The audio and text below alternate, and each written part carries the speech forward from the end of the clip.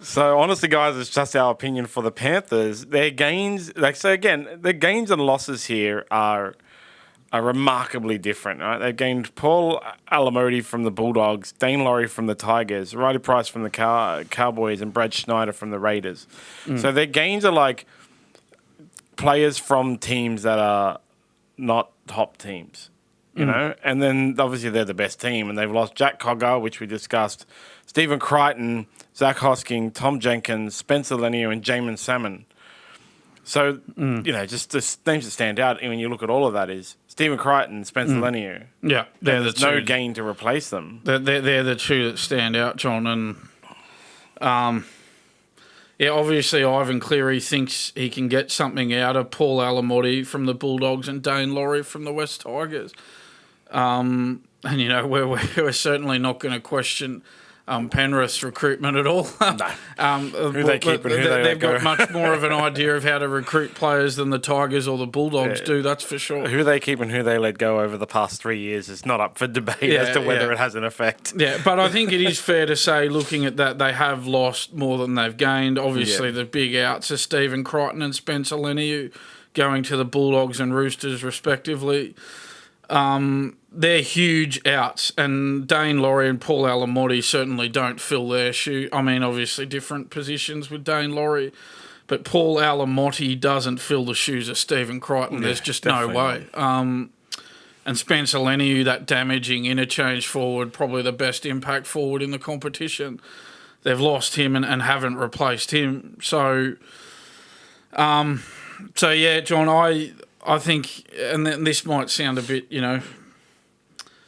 sort of pie in the sky, but I just don't think they're going to win 4 in a row because at some stage injuries get you. At some stage Origin representation gets you.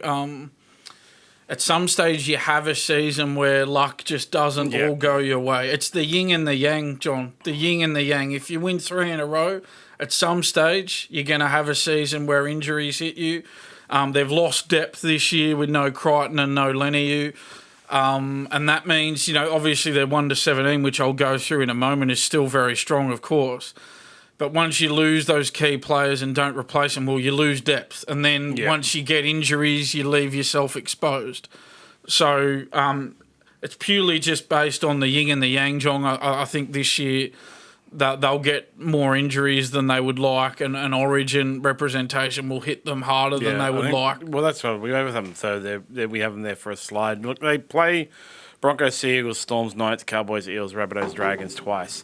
So they have one team that we both think will go terribly, 2 teams that we think will be top 4, and then 2 teams that we both think will go terribly, 2 teams that we both think will be top 4, and the rest are teams that we both think will make it the 8, playing twice. Yeah. They do have the hardest opening to the season out of any team.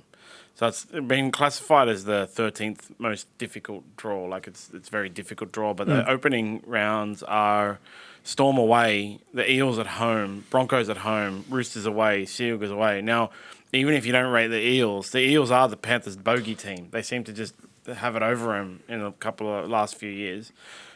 And I think with the exception of that grand final. Yeah. And I think that is going to set their season. They're going to have these really difficult opening. They have a bye, opening 6 rounds or 5 rounds, and it's going to set their season, make it hard for them to get back to that minor premiership.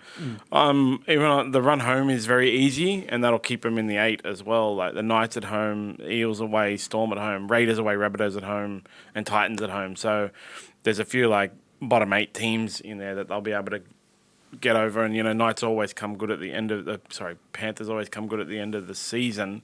Now, something to their credit, which saves them a lot, is during Origin, 2 of their buys cover the matches that their players will be out. So they'll still have to back up, but they won't have to play 2 of the Origins. They won't have to play with weakened sides, which saves them 4 points, which can be a lot. Yeah. And that's why I think they will slide, but they'll still be up in that top 4. And as you say, like the depth, the long season, the 4-peat, it's all just counting against them now, which will prevent them from getting that grand final win again. Yeah, absolutely. It's the yin and the yang. At some stage, injuries get you.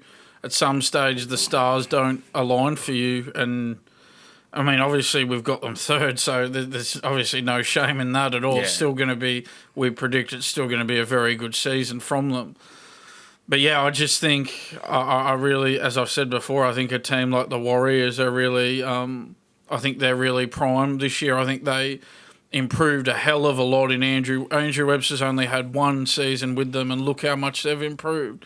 So I think another off season under Webster, I think they're really in a position to take that step of winning their first premiership. And yeah, I just don't think it'll quite be Penrith's year this year. They can't keep winning them forever. At some stage, enough things are going to go against them for them not to win it, and I think that'll be this year. Yeah, only the Dragons can win 11 in a row. Yeah, well, you'll be happy with that, John. Yeah. The Dragons' record. record's well and truly intact. So that's honestly, guys, it's just our opinion for the year for the Panthers. We'll come up with some new things next week. But the ladders will go on to smartb.com.au as a featured news article for now. And then you'll always be able to track them. And at the end of the season, of course, we'll have a look at them and we'll all make fun of Dan for putting the Storm at 10th. Yeah, I'm looking forward to that pile on, John. It's going to remember that time you put the Storm at 10th? Every week we'll bring it up, but it's dangerous to bring it up every week because there can always be a Rabbitohs 2023 slide. Yes, leading the comp after 11 rounds and missing the So it can be like, 11 rounds. See, I told you Storm would make it, and then 10 rounds later, you're like, see, I told you the Storm wouldn't. So yeah, that's it for all of our previews. All 17 teams now done.